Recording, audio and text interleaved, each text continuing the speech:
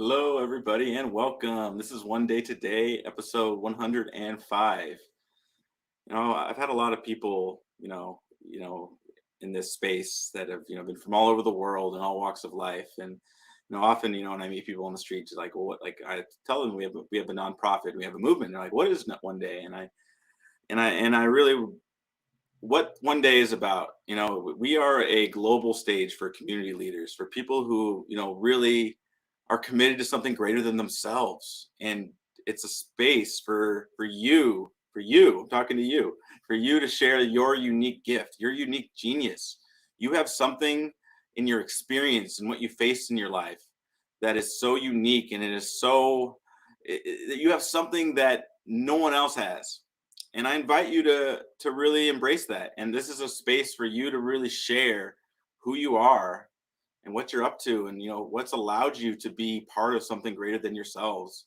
Because one day it's really about your story, and you're overcoming your trauma, and being triumphant and allowing others to do the same.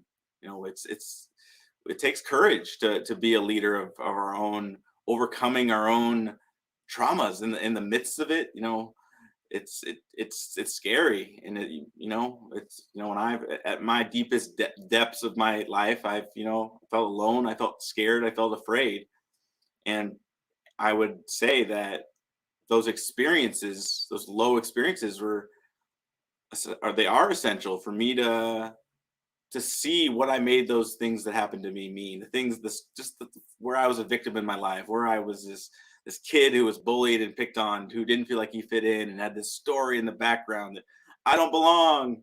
Like please like me, everybody. And it was like this fear to be enough and to feel like I belong. And what in my own journey, when I discovered that I made those stories up, that I wasn't born with those stories, it allowed me to see, how I have an opportunity in this moment, in every moment, to be courageous for others rather than fearful for myself. And that's what the space is for. It's for you to spotlight your unique genius, your unique beauty, and we want to share your gift with the world. And that's why we're here.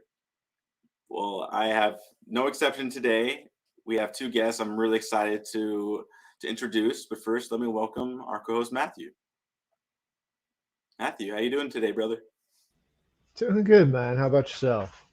I I'm doing I just well. I I got to jump in on something really fast because like yeah. you bring this up almost every single time, and there's something that really stood out today, which is finding meaning, and that's something that Elena talked about a couple of weeks ago on the virtual stage. Like Mm, the sixth stage of or the sixth stage of grief may actually very well be finding meaning, and I love that kind of connection. I'd never quite made it before. Although finding meaning has always been something that um, it's been the one thing that's allowed me to move on. And from that, like there's this place that I got to, and you and I have talked about this quite a bit, and it's come up on the show quite a bit, of looking back at others who are still in the midst of their own experience, and sometimes when we're in that experience, it sucks, it hurts, it's painful, and it's not fun to watch either. Like it's painful to watch because like looking back at it for me, it's like I know how awful it is to be in those situations.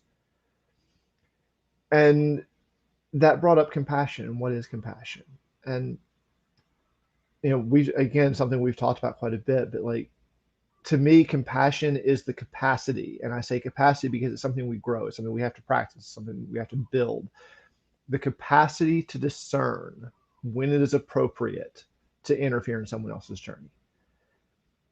And what you were just saying about like it's the experiences that made you what you are, like that's like this is something we were talking about backstage. It's something that's come up on every single show, almost every single show, probably every single show, I don't know. um, but it's that understanding that sometimes we need that painful experience, sometimes we need that traumatic experience, and the ability to discern when it's appropriate to interfere is extremely important to me, because sometimes like I may be stepping into something out of what I think is compassion, when in reality I'm taking something away from someone else that they may need later in life, or they may turn into something, beyond imagination later in life. That experience they're going through right now that is so incredibly painful to watch may in fact become the thing that makes them the next Einstein or the next Stephen Hawking or the next, whoever. Like, that may be it. And if I were to step in and try to take that pain away from them or take them out of that journey, and that's something that, like, the only way there's nothing that logically makes sense about when it's appropriate to step in and when it's not. Like, trying to figure that out from the rational mind, it just doesn't work for me. It's never worked for me. It's that capacity to actually feel the difference, to feel it intuitively, feel it from my divine aspect, from like the whole me, that Yeah.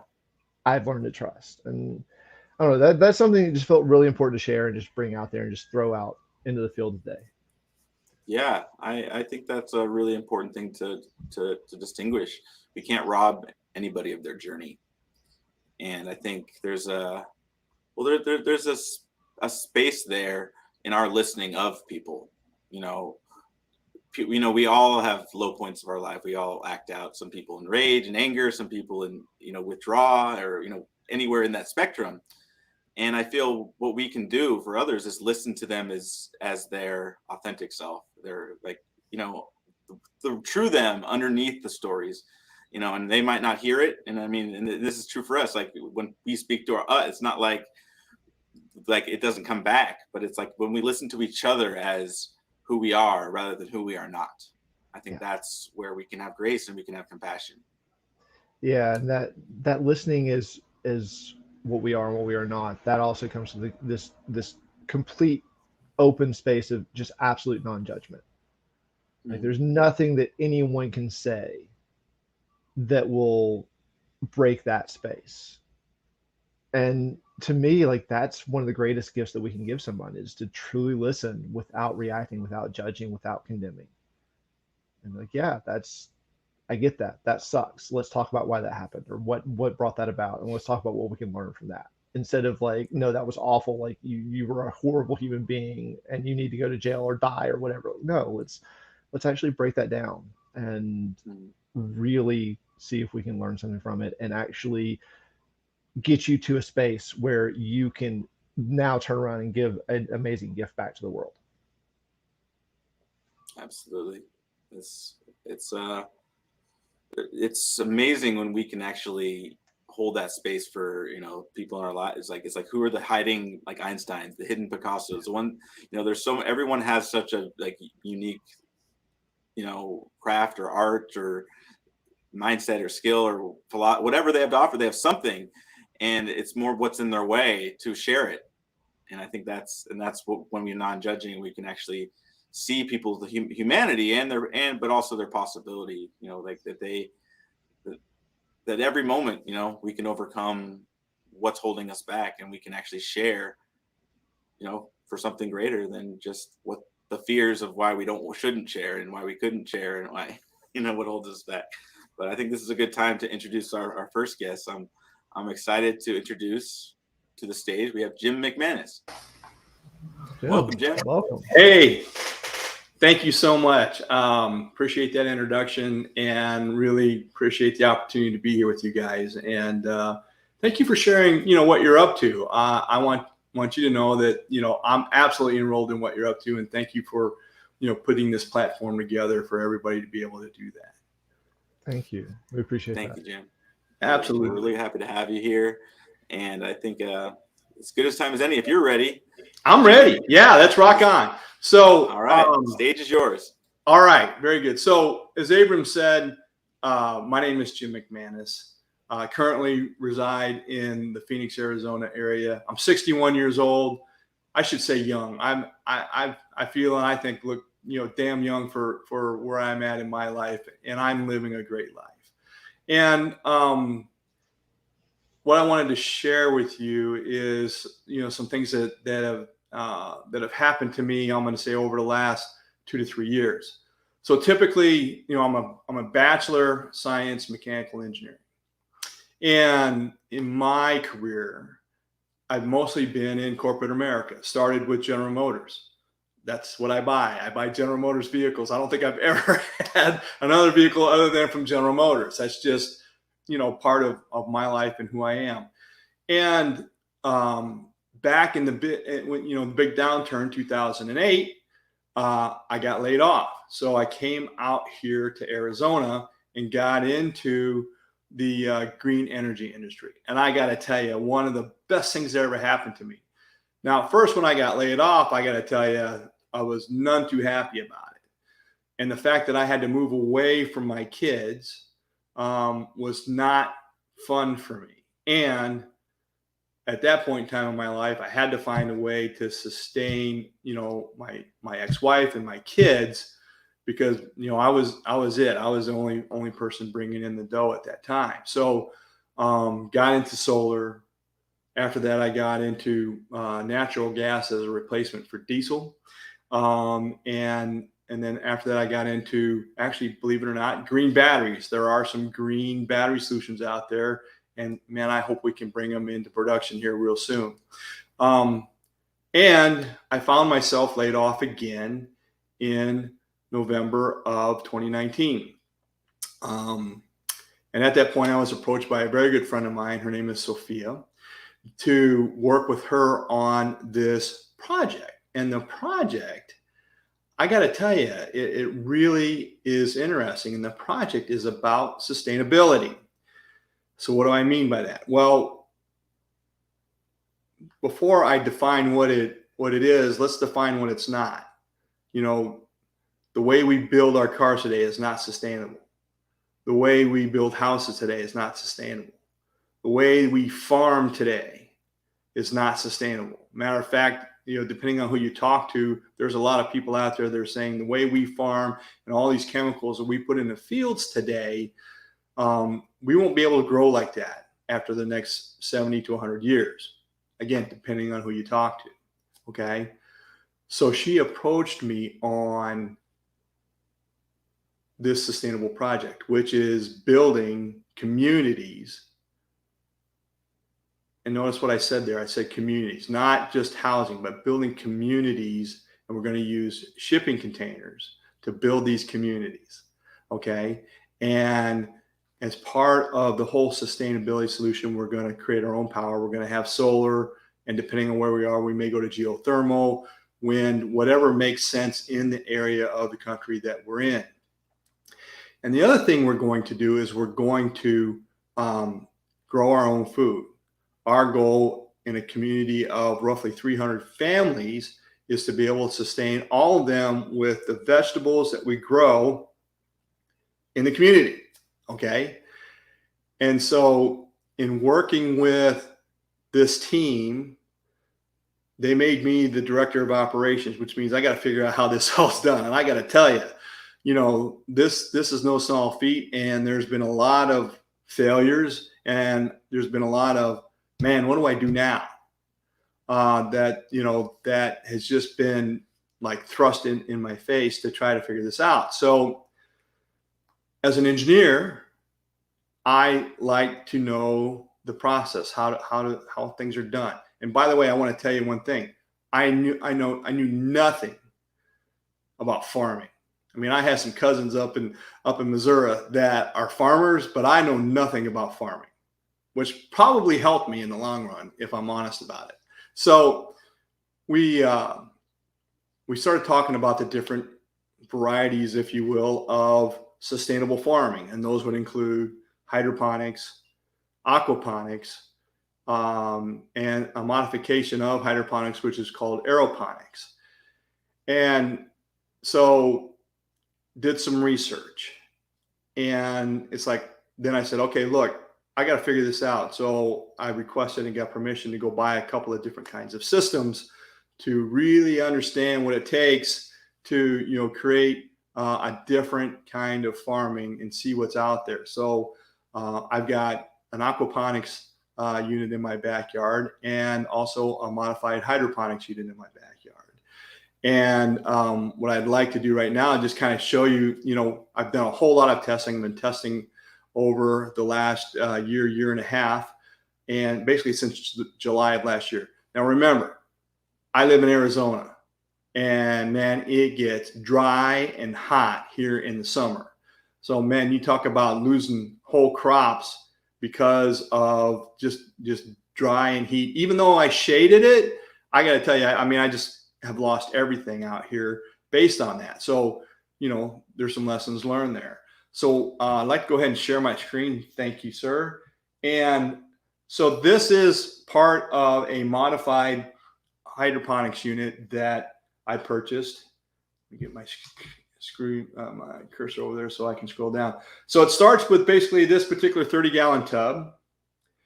And then we, by the way, if you want to take a look at, how to put some of this together yourself, I highly recommend you go to a website called Ascending Harvest. That's how I met Shane McKenna, and I consider him a really good friend. He taught me a lot about gardening. So there's another thing I think you want to do, lesson learned. If you don't know how to do it, go find somebody who does. And Shane certainly knows how to grow food.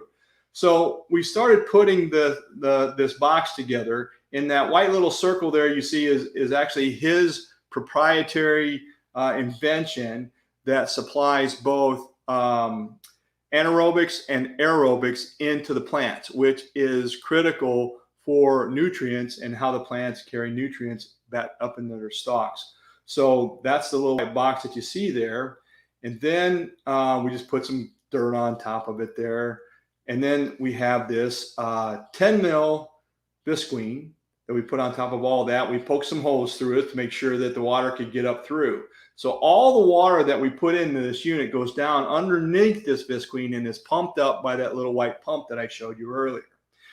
And then on top of that, we had to put together some grow media. So there's some cotton here and some other things that you would go to Sally's Beauty Supply to go get, or some, Michael's, and we put together this grow media with some cotton. And what this does is it allows for the roots to attach, and it also retains the water that gets pumped up from the bottom.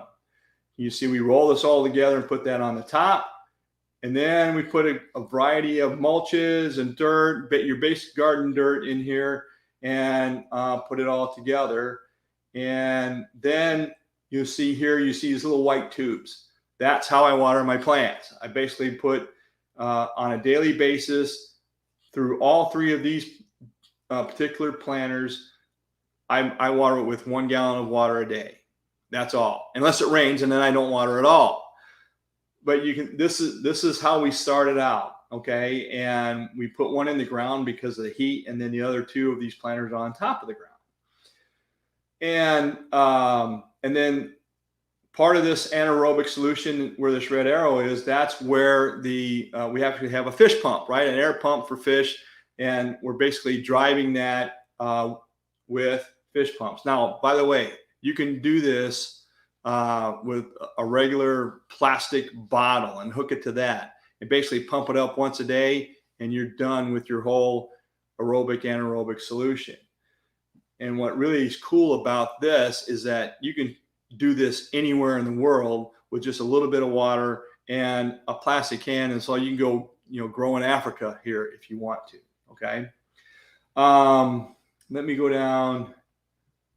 Okay, so that's that. So then I'm going to change over here to my my log, and you can see pictures. And I've just been taking a lot of different pictures over the life of how this works. And you can see some dryness here, right? You can see dryness, and from the good old Arizona heat, it just kind of blows things away. And then you can start seeing here in the left-hand corner, you start seeing, okay, it's cooling off, starting to grow up again. And I have worms. So, that's another thing, you got to figure out how are you going to deal with pests, and how can you do that organically without, using pesticides and that kind of thing. So in this case, you just pick them off and squash them on the ground. Had some tomato plants. I don't know about you, I love tomatoes. And let me get down to my one tomato thing here, and then we're going to move on to oh, there you go. Here's another thing I learned. I use burlap. So the other thing I try to do is make use of things that I already have laying around, which I've had these burlap sacks that I put on my bushes when we get frost sometimes in the wintertime. So I said, oh, why not use them as shade? So I went out and bought some PVC, put some shade on. Okay, so now you can see on the left-hand side of this picture, this huge tomato plant. And I got to tell you, I probably got over 50 to 70 very, very nice tomatoes off of this plant. And I got to tell you, the taste was just phenomenal. Okay, there it is here. Again, you can see some tomatoes growing off. And this is like 1 week's worth of tomatoes that I got off this plant. Okay, so there's some stuff that I learned about a modified hydroponics. The other thing that I'm up to in testing is aquaponics. So this is a picture probably just before it got really hot in the summer, about June. And this is 3 cherry tomato plants. And again, I probably got over like 100 cherry tomatoes off this plant before it ended up just getting too hot and dying. Let me go to the specific pictures here, page 7. Sorry about the scroll, guys. Here was something that was interesting. I had no idea this was going to happen, but as you can see, day 48, after I've had this unit here, I got little fishies. So you can't, I don't know if you can see them there, but right around in here, had little fishies. Lesson learned. I waited a couple of days figuring I had some time to get them out of the tank before the big fish hit in. So I went 2 days later to go find my little fishies. They were gone.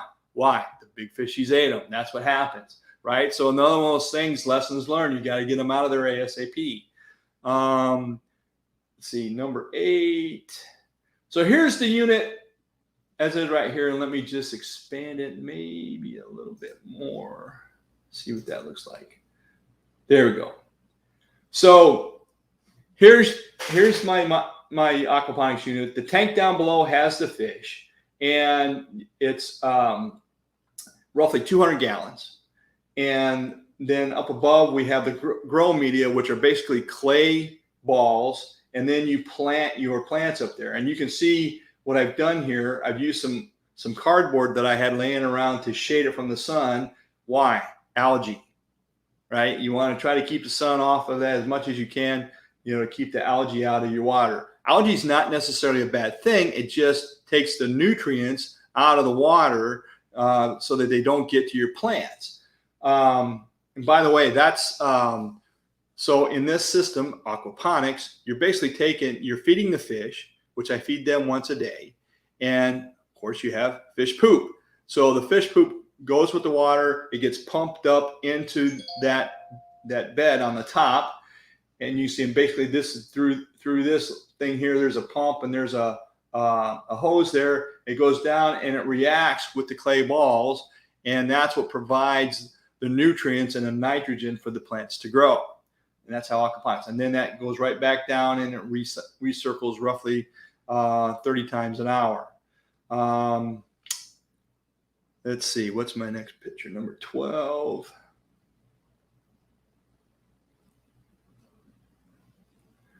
So here you can see with a bunch of plants. There's some tomatoes in here. There's some herbs in here. There's peppers in here. So you can grow different types of vegetables in here. You can grow lettuce, any kind of leafy greens, and that's what you see here. And again, I use my PVC and my burlap to keep the shade off. But I got, again, in the dead of summer out here, it just kills everything. Okay, last picture coming up. Well, you've already seen it.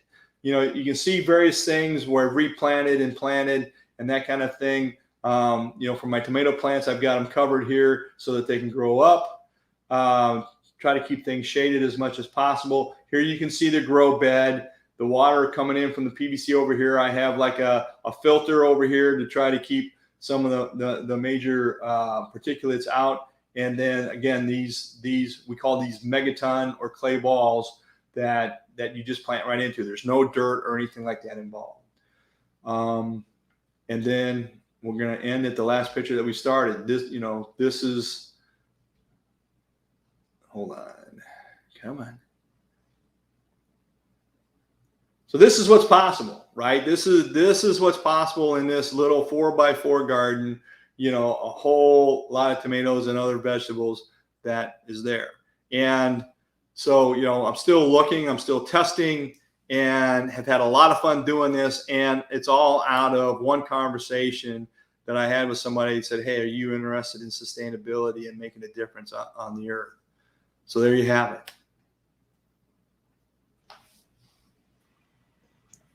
Wow, thank you so much for sharing, Jim. I really, what I love, I mean, it's amazing what you've created, because obviously you're an engineer and this is your craft, and you've made it to an art. But I love that, you know, what I really, if I would sum it up in one word, it's community. Like how, because you're using your skills and your, you know, experience as an engineer to create community. And I think that's like, that fundamentally, I just acknowledge you for taking that on, and for, you know, for the vision that, you know, that you're creating with what it makes available. And you already show like what's possible from, well, and I guess that's a question I'll ask you, and you kind of already answered it, but I just want to give you more space to share. Like, what do you see as possible when community, like when you create community from the place that you are, like when a community is like 300 people are together, you know, what do you see as possible?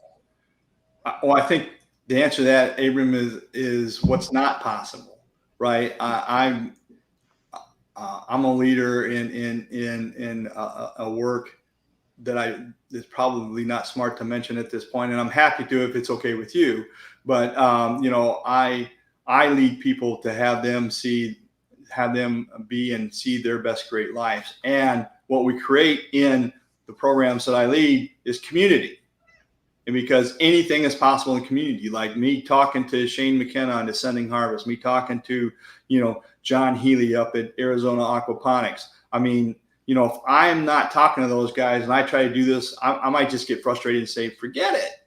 But now I have some reliable sources of information that when I run into trouble, I make a phone call or I send an email and I get some stuff back.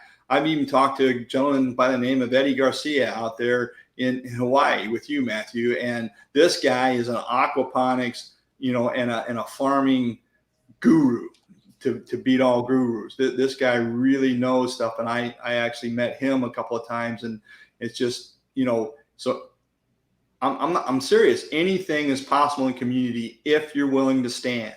You got to keep standing. You got to keep going. You got to keep plugging and stay committed, you know, to what you're up to. In this case, what we're committed to is sustainability. Oh, well, now I'm curious about the organization that you work with.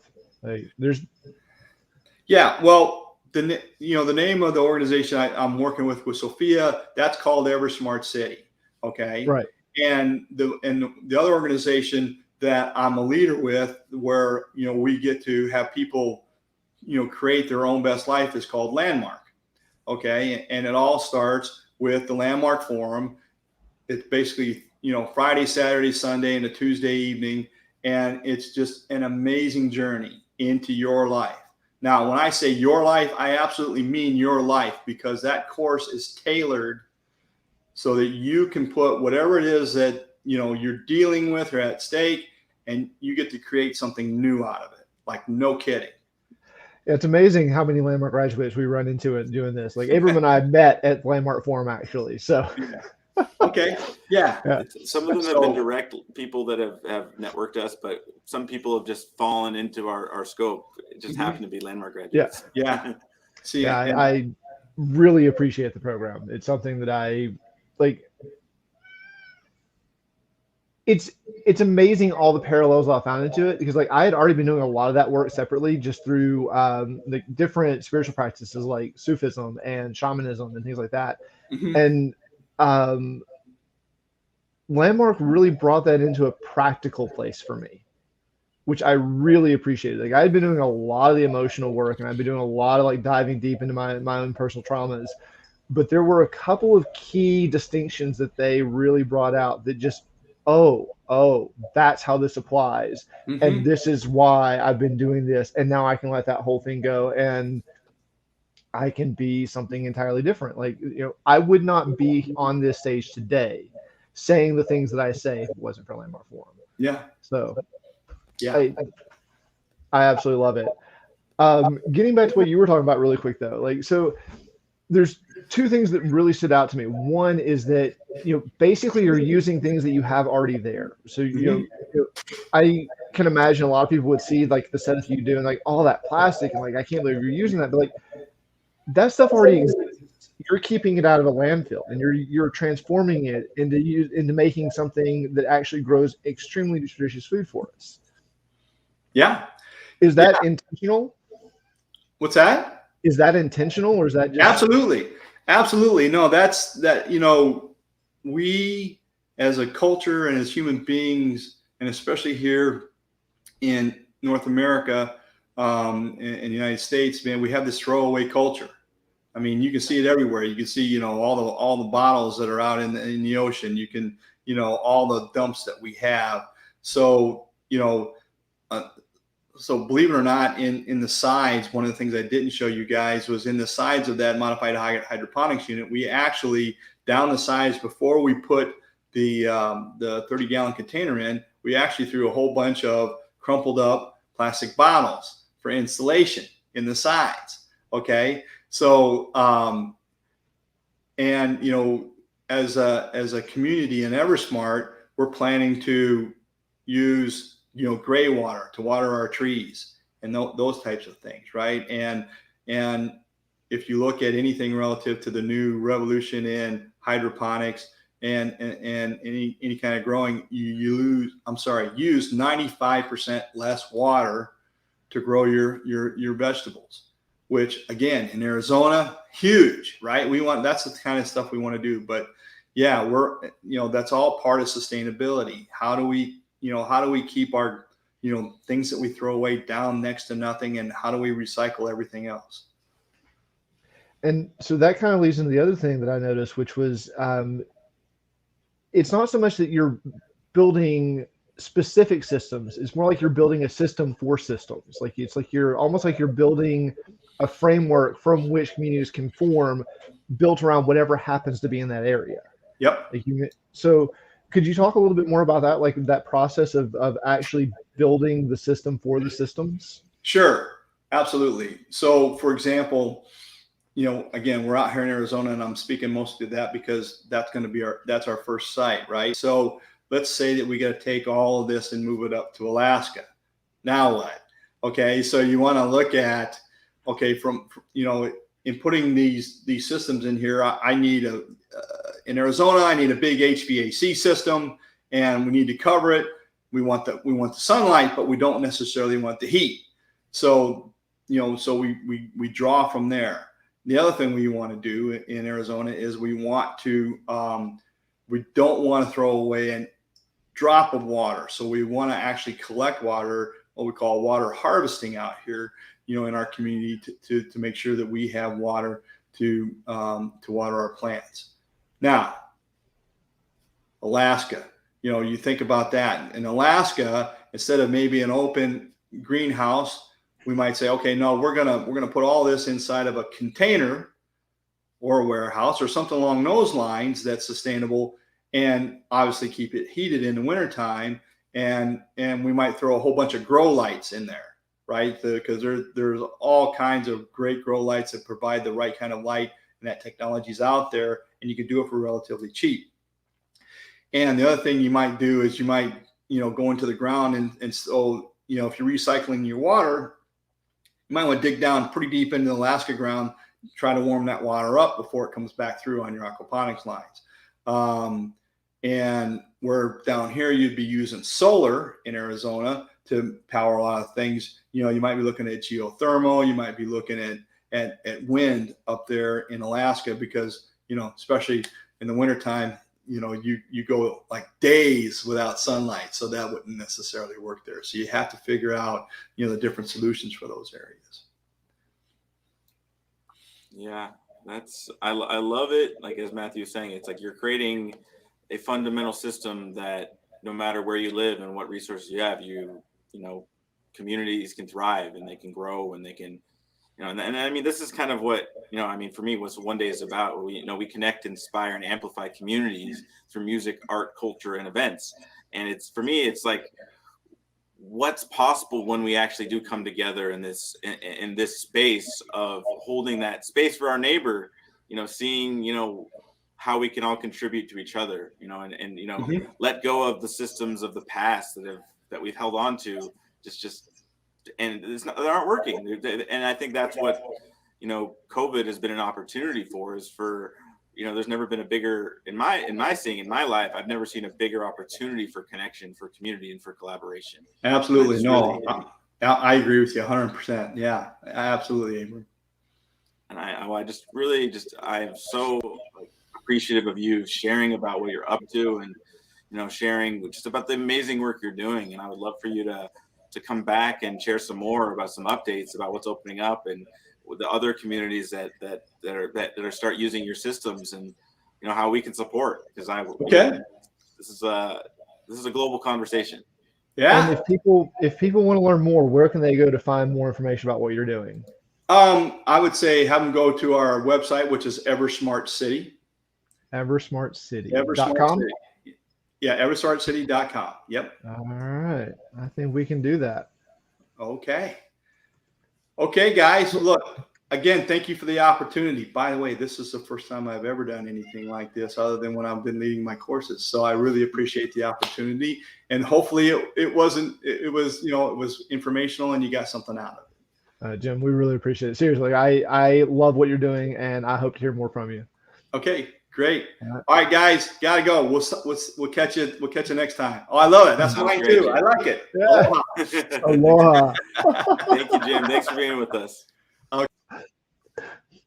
And thank you all for being with us. I'll just take an opportunity to just invite you. No matter where you are in the world, what you're up to, and just what you've experienced, we invite you to share. This stage is for you. It's for you to share what you've experienced in your life, and what allowed you to discover you, uppercase Y you, what allowed you to be what you're up to in the world. We want to give you a space to just share, what did you have to overcome? What did you have to face to be where you are now, contributing to something greater than yourself? And this is why we're here. And, this is part of our one-day mission, which is bringing you and me and communities together in joyous celebration, unifying humanity in our diversity to create a better world for us all. And I think now I'm excited to introduce our second guest. We have with us Kathryn Nuñez. Kathryn. Hi, Kathryn. Hi, everyone. How are you today? Doing wonderful. Thank you for being here. Wonderful. Welcome to the stage. Pleasure to be here. Pleasure to share a little bit of my backstory, and then talk more about building community. Because you're also a Sophia recommend as well, aren't you? So are you working with her on some of the same projects, or are you doing a little bit of side work? I actually will hopefully work with them when their funding is ready. And funny though, I've been a serial entrepreneur, and I too worked with Shane McKenna on a different project. So yes, our world starts to be a little more intertwined, right? Yes. So I would specialize with their team on strategy and marketing strategies and social media strategies. So that's really my area of expertise. Yeah, getting the word out there. I feel like people underestimate the value of that a whole lot. And it's becoming more and more apparent how important that is to me every single day. So funny, Siri thought I was talking to her. I'm not even touching it. They're listening. They're listening. Well, it's so good to have you, Kathryn. Now, Thank you. If you're ready, we'd love to have you share with us. Are you ready? Sure. Let's get going, and we could talk a little bit about my talk is a little more focused on business and building community in business, but I'm happy to share if anybody has any questions or comments in the chat. I'm happy to interact and help with that as well. Cool. Perfect. Well, Kathryn, without further ado, the stage is yours. All right, let's go. Let's talk a little bit. Yeah, so my name is Kathryn Nuñez, and that last name is a little bit about my backstory today that I wanted to share with you guys. And one of the things that was brought up is how have I come overcome some of the obstacles and chaos that have been thrown in my direction. And one of those things recently was that my father was murdered on Christmas Eve.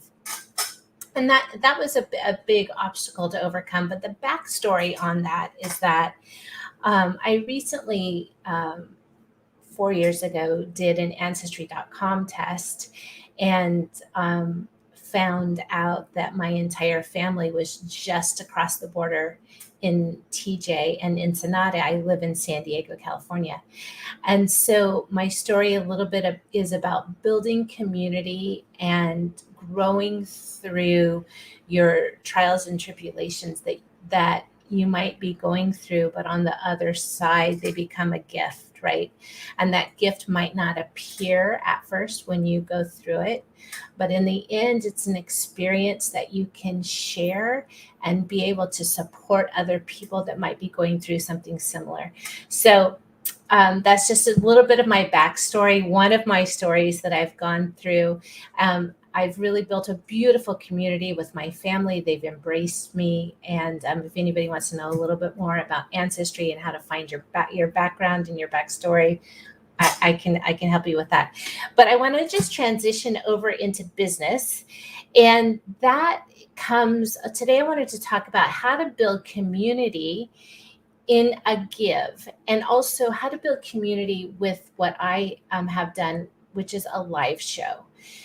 And so one of the things that I stand strongly for in my personal brand is actually being a servant leader and being a giver and really understanding how I could provide value to my audience or provide value to my community, to my friends, because you can't just take, right, from a community or a friendship or a relationship. You have to actually give. And when COVID hit, I was a national director for an oncology diagnostic company. I led a sales team, and I'm a single mom. And when COVID hit, I lost my job, and with that, my income. And one of the things that I thought of is there's probably a lot of other people that are in my same shoes. They have lost their job, or maybe they're losing a loved one with the way the pandemic hit. And I too, we talked just briefly about 2008. I got caught up in that as well. But how could I bring to the community that I have value? And I did that through a live show. And the name of the live show is called The Art of Inspired Selling. So I went out and I have found successful 6 and 7 figure business earners to come onto my live show and to deliver value. I wanted them to deliver just teachable moments so that they can help someone who might have been like in my shoes. Maybe they lost their job, maybe their job or their revenue stream completely washed up because of COVID. I wanted to give information to my community. I wanted to highlight other people that were willing to have that servant attitude and to build this funnel that I call, which is a collaboration funnel, right? How can I meet people in the community and make it about them? So one of the things that I've also found with people in my business is that they're afraid of the camera, or they're afraid to talk on stage, or maybe they have this beautiful story or situation and they're afraid to tell it because they don't want to be vulnerable. Putting myself in this collaboration live show where the focus isn't on me, the focus is on the other person and their gifts and what they are doing to make the world a better place, helped me realize that what I was doing, once again, was just bigger than me. And it wasn't about me. It was about the value and the journey that I could bring to my audience. So that's what I have done with the Art of Inspired Selling and to live stream show. And if you're in business and you're watching this, it's really an effective way to be able to get in front of the audience that your guest might have. And it will help amplify your brand. It will help amplify brand awareness about you by highlighting the other person. And I found it really great to build community with people I might not have otherwise met. I've met New York Times bestsellers. I've met producers of reality shows. I've met some other very successful authors and coaches and consultants, and creating this platform where the other people can tell their story, where the other people can come and create value, has brought a really nice network that I've created, so that those people eventually might think of me for speaking on their stage or doing something for them. It's really an opportunity to give, and then that will come back to me tenfold down the line. So that's what I was talking about today. I didn't have any slides. I didn't have anything to show to you guys, but that's about it. So I'll take any questions. If our two hosts have questions about creating a live show, I know you guys have your show now, right? And I use Restream.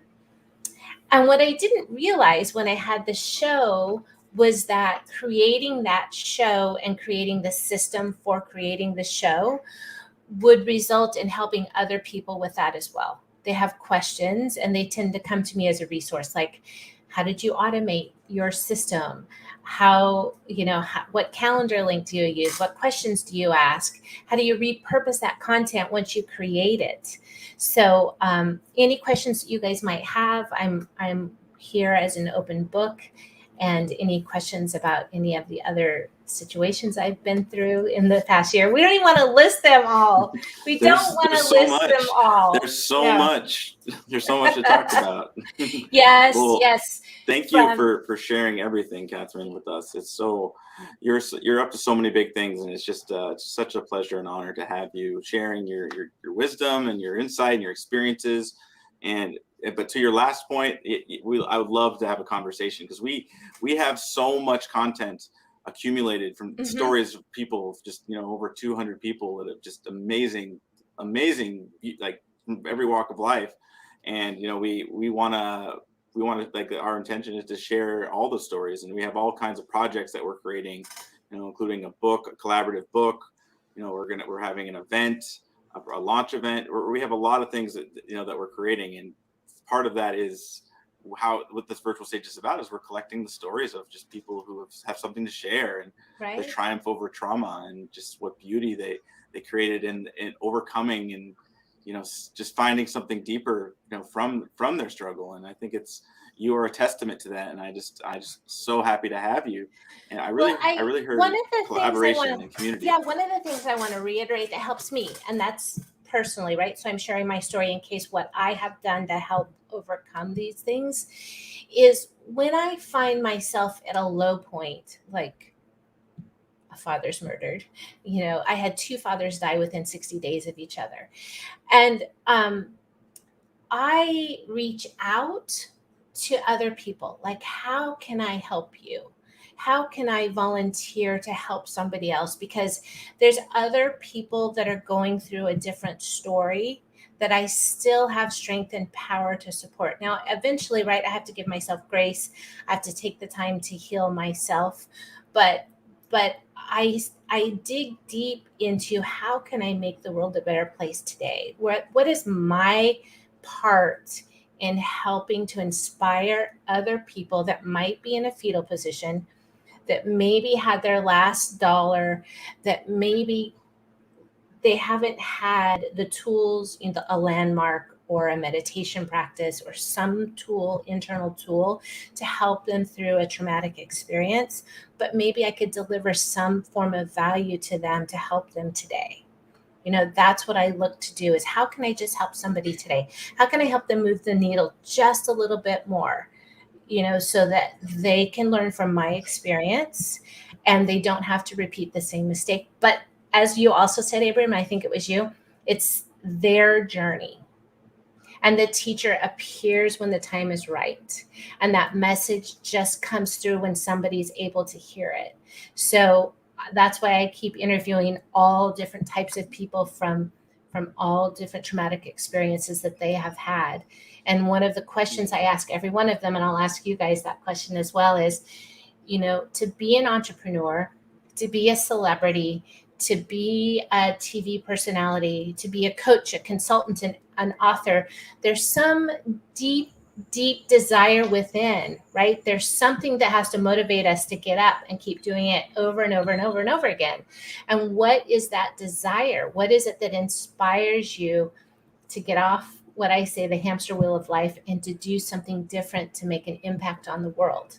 And those answers are really interesting. I don't so much tell my guests ahead of time that question is going to come, because I want the authentic truth of what they do. And I've picked up some really great, beautiful words of wisdom and things that I've implemented in my life. But I'll start with you, Abram. Like, what impacts or what drives you to keep doing this? To want to change the world. Like, what is that internal drive and inspiration that you turn to continue to go on and change the world? Yeah, beautiful question, and thank you for it. So I can really relate with what you were sharing about, what can I do today to give people value. And I was, about 2.5 years ago, I was in a similar space in my life where, I've had a music career that's allowed me to tour the world, and very just got to really do what I love and meet people all over the place. And it was something that, in the tail end of the last time I toured, it was like there was like this space, this existential inquiry. It was like there's something missing, there's something deeper that I can't quite put my finger on. And it was kind of like the opening or the real acceleration or catalyst for my spiritual journey and my own development and leadership journey, which I didn't even know was there. Funny enough, but I was asking myself similarly, like what you were saying, is I remember I wrote down on the scratch pad, I was touring nonstop, and I had this blank space, and it was just this open space, and I had the scratch pad, and I wrote in the top corner of it, what seeds of joy can I plant today that will impact my family, my friends, the people I love, people I like, people I don't know, the people I don't even like.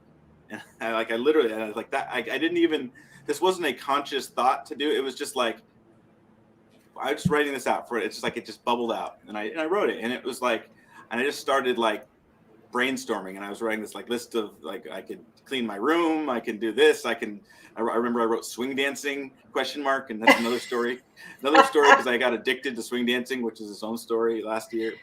But writing, right, is cathartic, where you can tap into that subconscious mind of coming up with those things. And how long was your list? Well, it was really long, and some of it was very practical things, like literally like clean my room, and but the list was really long.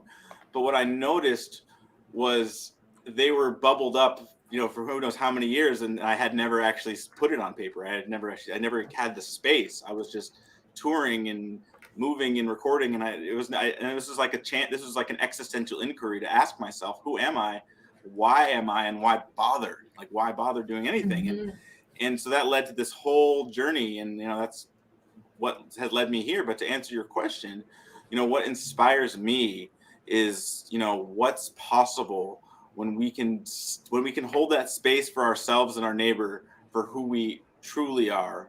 And that's what inspires. It's like when communities that don't even see each other, that maybe dismiss each other, like, for example, and there's a million examples. It's like the spiritual community and the secular or scientific community or communities. Like, it's like a society, in my experience, has been like an either or. Like, it's either believe this or you believe that. It's all black and white. There's no gray area. And I grew up as a multicultural, like literally like my father's Jewish, my mother's half black and half Italian. And I had a lot of cultures. I always felt in between, like I didn't fit in.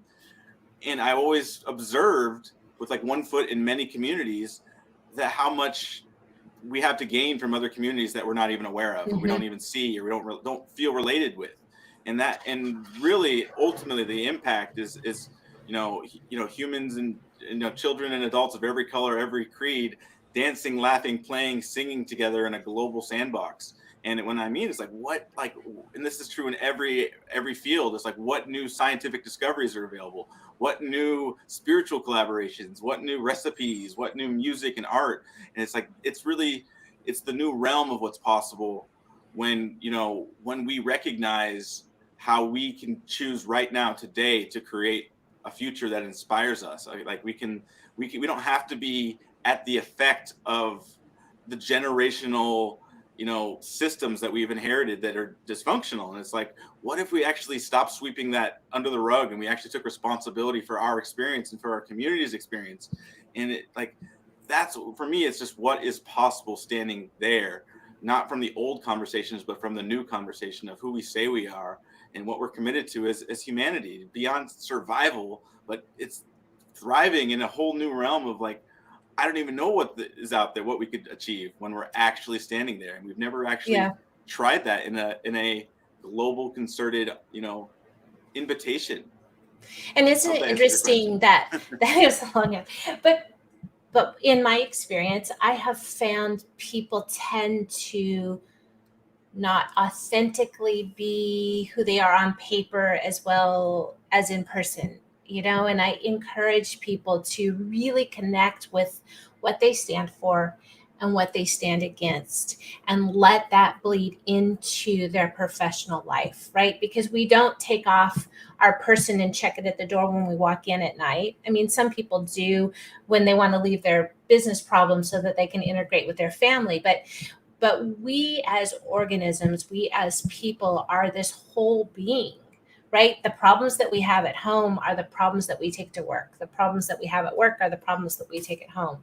The spirituality that we have doesn't disappear when we go into our workplace, right? So how can we be as a whole being all the time, right? And not be worried and ashamed about whatever religion we practice or whatever we believe, but interact in that safe space, that community space that you're talking about, and have the other people be curious and love you for whatever you believe. So, I mean, that would be a beautiful place. So Matthew, and now I'm going to go to you. Like, what is it inside that you're burning feeling that's driving you to do what you're doing? Short answer is there's not one. There used to be. And over the last 10 years or so, I have come to a place where I don't see this world as a place that needs to be changed. Like, this world to me is perfect exactly the way it is. Mm-hmm. And there's this unfolding that seems to be happening that I'm just along for the ride for. Now, that being said, I'm still here, right? I'm still out here. I'm still speaking. I'm still sharing.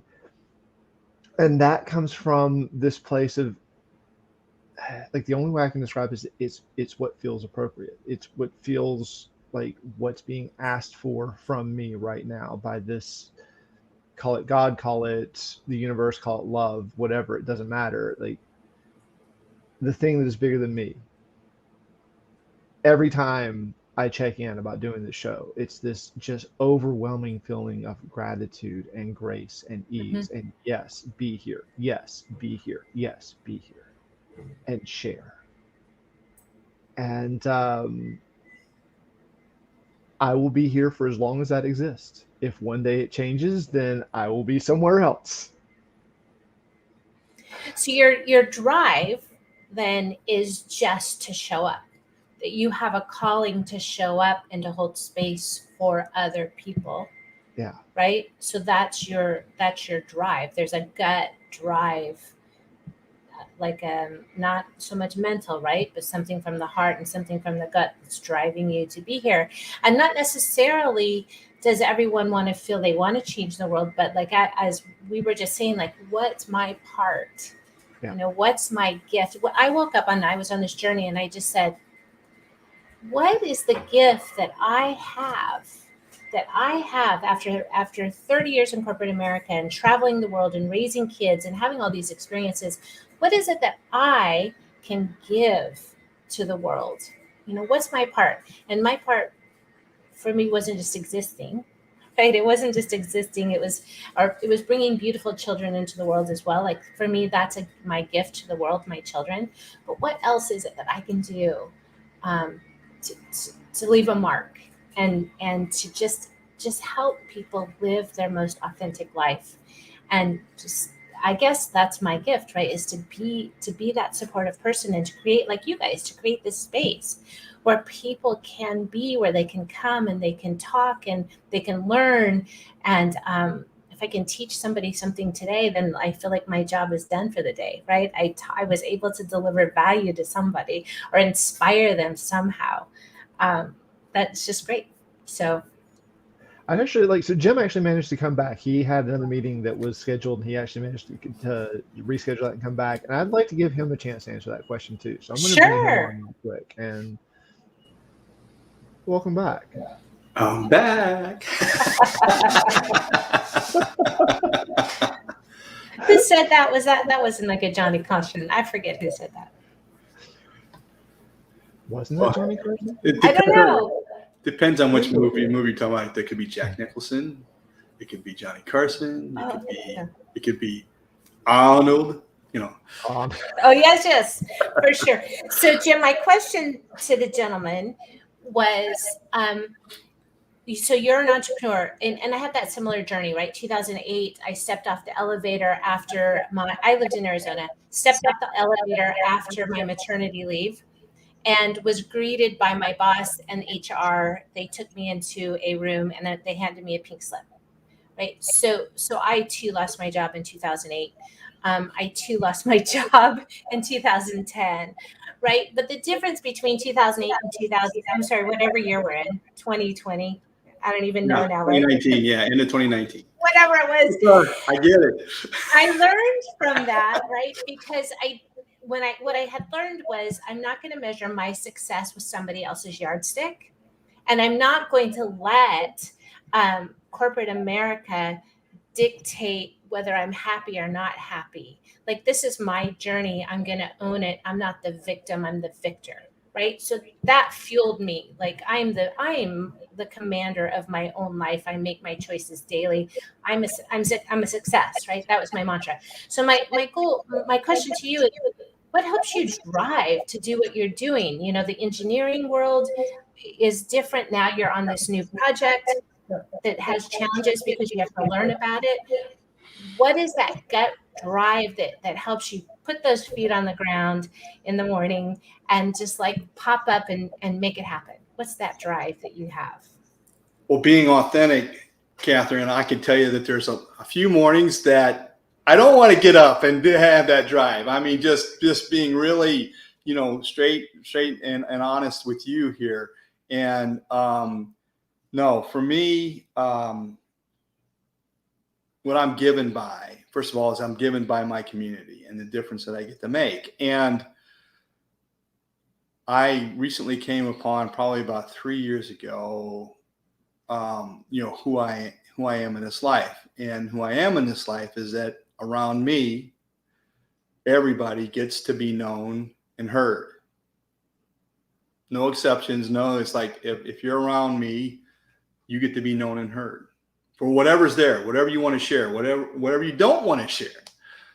So, and as part of that, I lead, programs that when people come out of my program, it's not my program. I'm going to say our program, because again, I'm given by community. So when people come out of that program, they have the ability to create anything they want for themselves and their life that they're willing to stand for. They now have those tools. And they're mostly all conversational tools, right? And they get, and in conversation, we can live our life powerfully and live a life we love. Now, notice I didn't say perfectly, because, and I really like what Matthew said, people are perfect for who they are and who they're not right now, right? But, we deal with a lot of imperfect situations. And so, again, when I have the honor and privilege of being able to show people how to bring power to those situations. That's great. That's great. And so you found that passion in helping people with clarity, right? So that they can have the clarity. And what I found is clarity breeds confidence, right? People, you can see their body language when they are not so clear. And then when it comes out, their chest opens and the world is a little bit brighter and they're goosebumping. that transition can be addictive as a consultant or a coach, right? You just see that light in people. Mhm. And it's just that's a gift, right? That's just a beautiful gift to see that transformation, to have a part in it. Absolutely. I would Absolutely. think. Yeah. And here's one thing that really makes it for me is that they're at the source of that transformation, right? That they did the work. Okay.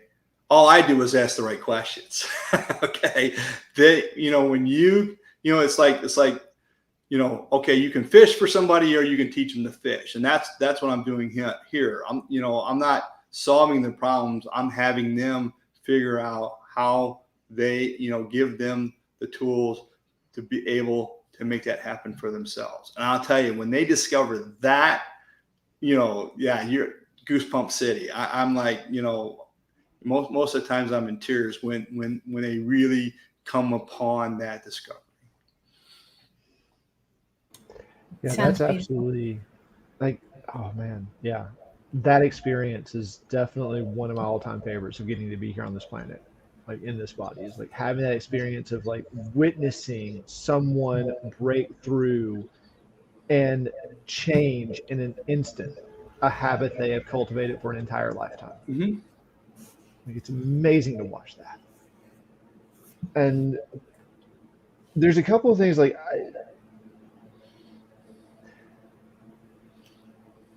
a friend of mine once said that anyone who spends enough time thinking about a particular subject inevitably creates their own language around that subject. And that's something I feel like is really important to bring up here, because every community like this tends to have their own little like language that they come up with to explain certain things they feel, or certain experiences, emotions they go through, processes, distinctions.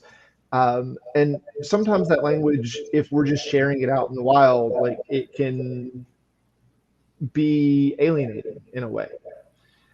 And so I just want to put this out there for the audience real quick. Like, what we're talking about here is just a language that we have decided to share between ourselves. And it's not something that is crazy or woo-woo or anything like that. It's just, these are the words that we have learned to assign to particular experiences and feelings and emotions. And I am very much happy to go into that with anyone. Like, if anyone wants to learn language, or if I spend time talking with someone, I learn their language. And like, we kind of learn how to interact in that way. So that's just something I want to throw out there really fast. And then the other thing, really quick, and this is kind of for everyone, is beyond what drives you, what is it that you enjoy? What are the results that you enjoy seeing from what drives you? I feel like is the bigger question. Like, what are some of the things that you've experienced? Like, and I'm asking you to be specific. Like, take one example. What is something that you saw, a transformation you saw, that came as a result from the passion that drives you? And I'll just go around in the order that you guys are on my screen. So, Jim. Sure. One of the biggest, there's two of them. Let me share one. So in the course that I lead, we have coaches, and there's it was a program I was leading via multimedia, no classrooms because of COVID. And this gentleman's name was Carl, and Carl is real. Carl was upset waiting to happen. I mean, you could get him and put him on edge, and he was like, just he'd be ready just to like yell his lungs out. And he lives in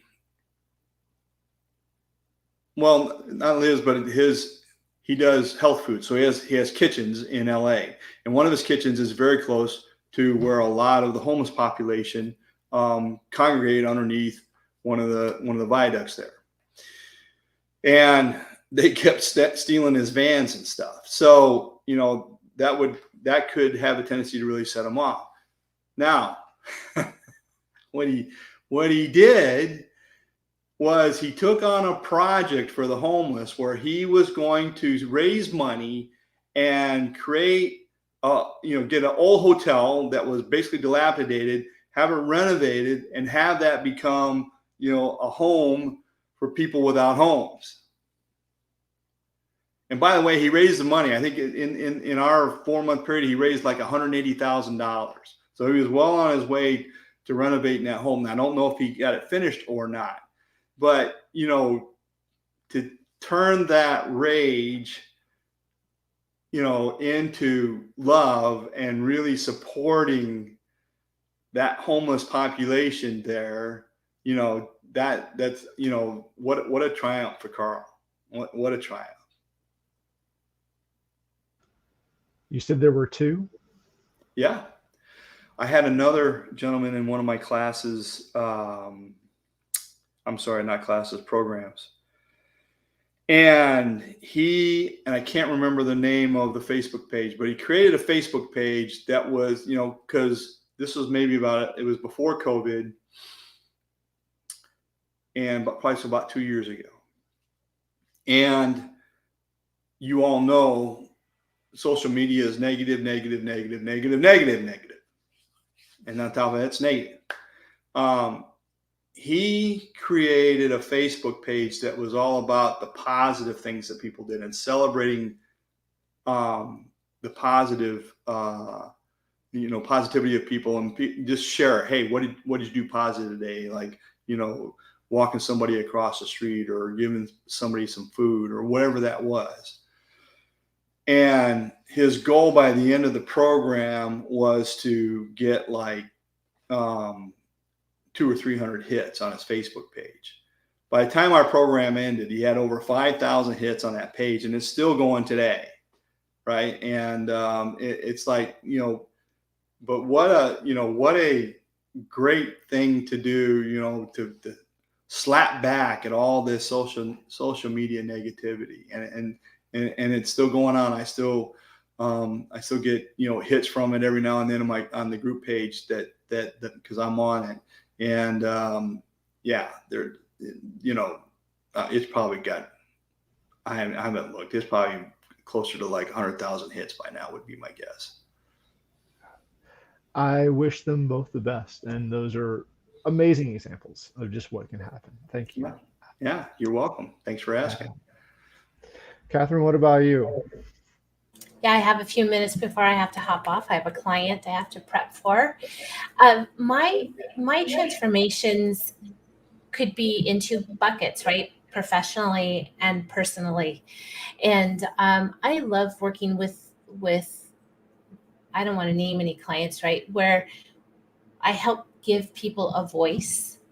I have the ability to listen to people talk, maybe a founder talk about their vision and what they see. And I can take those words and give their vision a voice.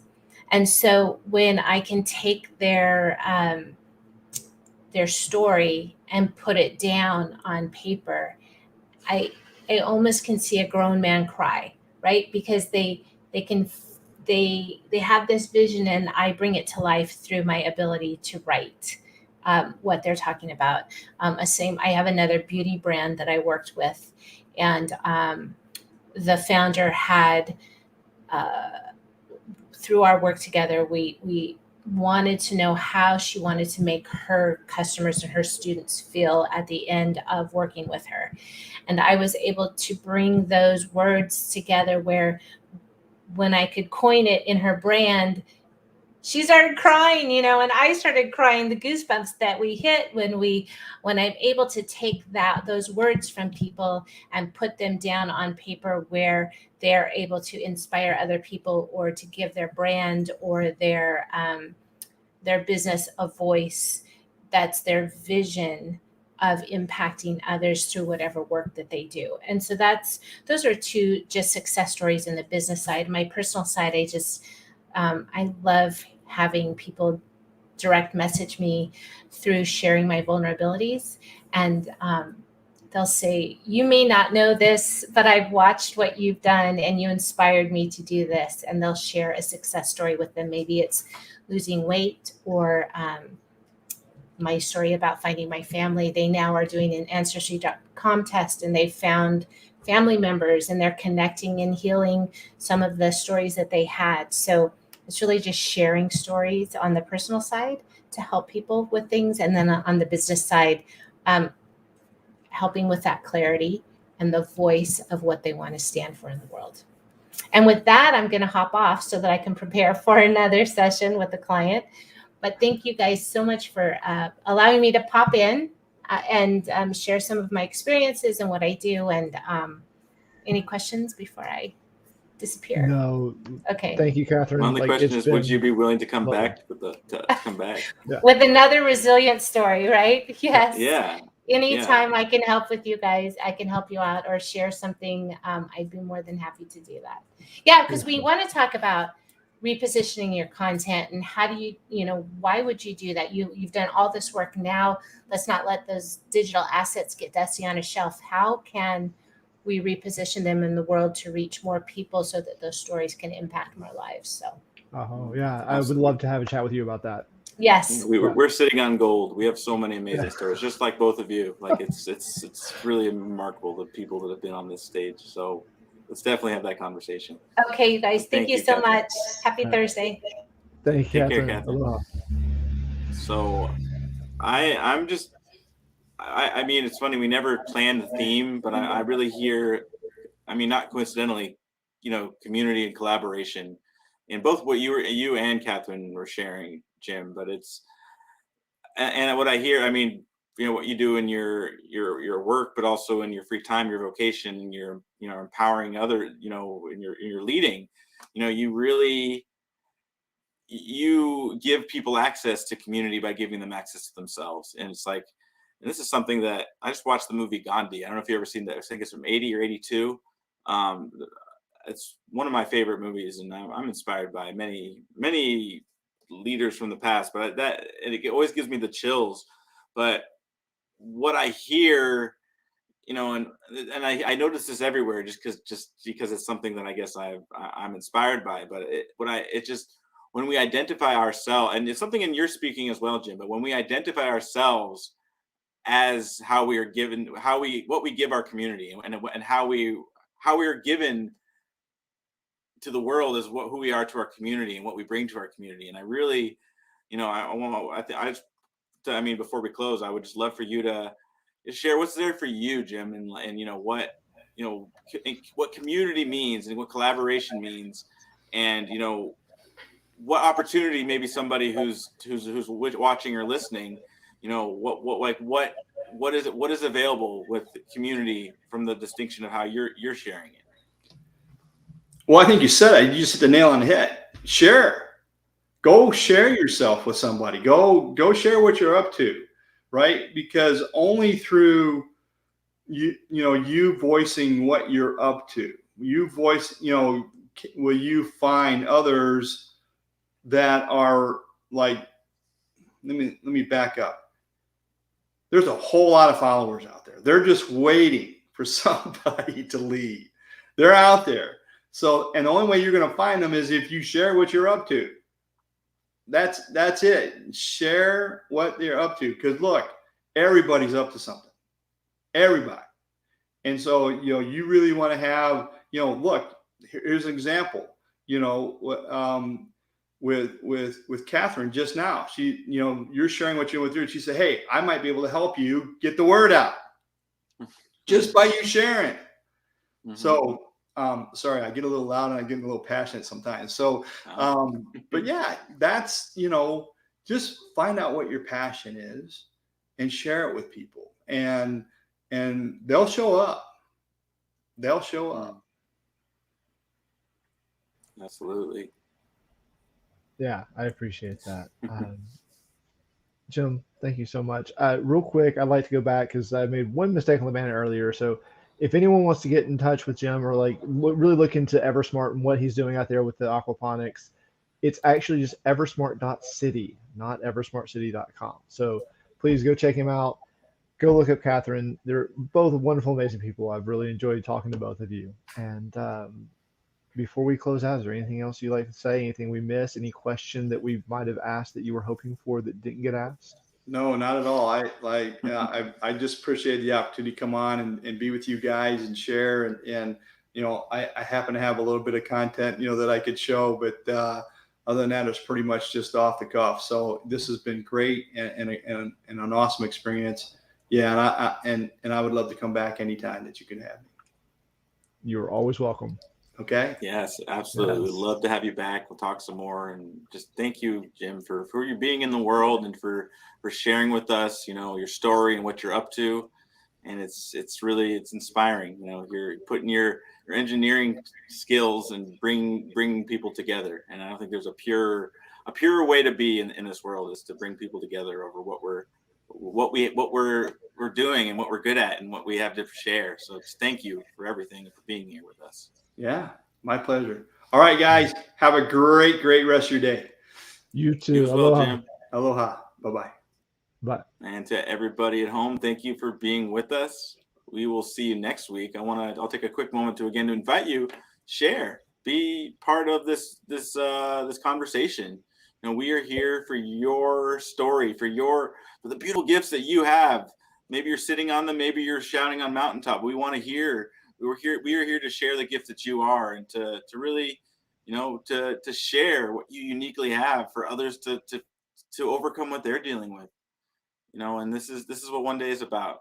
Thank you so much for being with us. And I'll just share with you what our vision is humanity rising in a connected world. Each person's unique gifts, genius, and contributions being valued and magnified through a higher level of collaboration, producing unprecedented new realms of possibility. Thank you again for being here. Thank you again to Jim and Kathryn for being with us, our guests. And we'll see you all next week. I love you all. Be safe, be well. And as always, one day is today.